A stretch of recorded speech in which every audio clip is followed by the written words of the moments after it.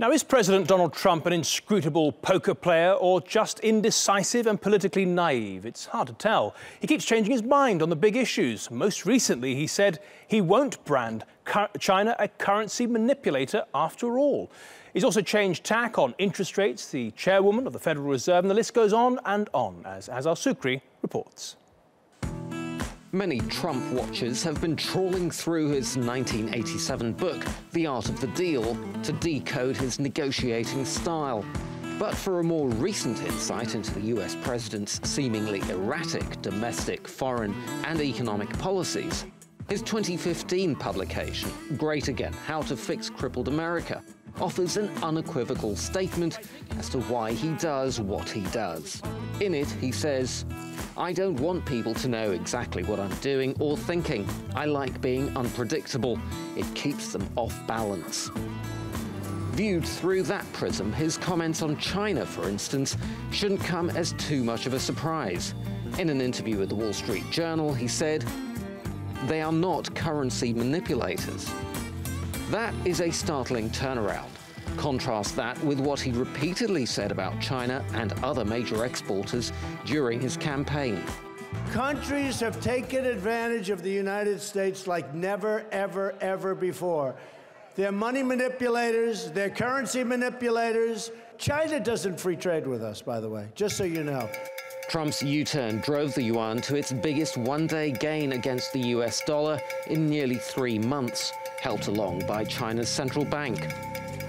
In fact, contrary to what Trump has said, Chinese central bank data over the last 2 years shows that China has sold around $1 trillion of its foreign currency reserves. That is to help strengthen the yuan, even at the risk of making its exports more expensive. It's afraid that if the yuan depreciates too much, inflation could run out of control and Chinese borrowers of US dollars could be adversely affected. Another issue over which Trump appears to have had a change of heart is domestic interest rates. In the same interview, he said, "I do like a low interest rate policy, I must be honest with you." But in the run-up to last year's election, he repeatedly questioned Federal Reserve Chair Janet Yellen's policy of not raising interest rates sooner than she did.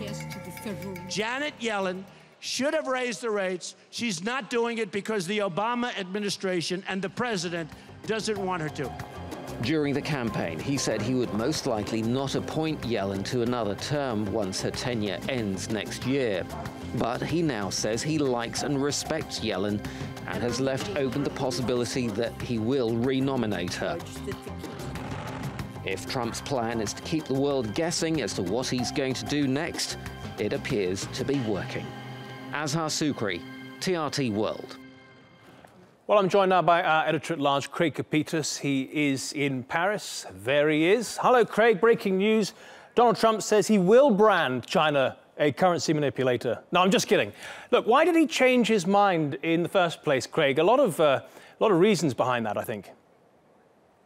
Well, there are, but from the people I have spoken with, Trump changes his mind based on the last thing he heard from a lobbyist, a foreign official, or one of his advisors. Now, on this currency manipulation deal, you know, a few days before, on April 2nd, Trump told the Financial Times in no uncertain terms that China was a currency manipulator.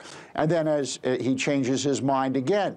And the reason for that, I've been told today, was because Treasury Secretary Steve Mnuchin was in the room with the Chinese president.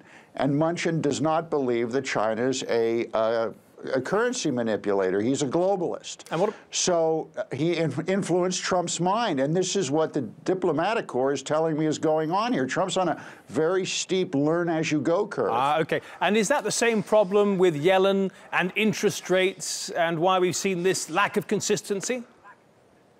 And the big mother of all bombs that was just a few hours ago dropped on Afghanistan.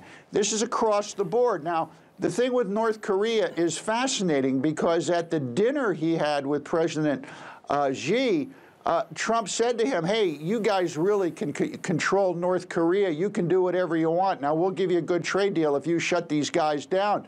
And the president of China said, hey, listen, Mr. President, we don't have that control that you think. And Trump came out of that dinner saying, wow, I didn't know that. You know, he is the president of the United States, Matthew, and you have to give him all due respect for that. But the man does appear to be clueless. He reacts from the last thing someone tells him. Yeah, I know. And he said he wanted to get rid of the lobbyists and drain the swamp and all that. But let me ask you, you've kind of alluded to it already, is he politically naive, or is all this changing his mind, changing tactics, a way of keeping his opponents on their feet and basically coming in with that sort of souk mentality, if you like, you know, bid it really high and then meet somewhere in the middle? What is this? Is this a strategy or just naivety? I think it's a bit of both. I think Donald Trump is coming to realize that he's been elected president of the United States, and that you campaign in poetry, wild poetry, but you run a country with prose. And he's trying to learn. He's learning as fast as he can. His hard line on Russia, and this is angering a lot of people. But what's very clear, Matthew, is he is learning as he's going along, based on who's talking into his ear at whatever time. Sure, and that happened with NATO as well. I mean, we just heard him saying, you know, it's obsolete. No, it isn't. Okay, Craig Copetas, thank you so much.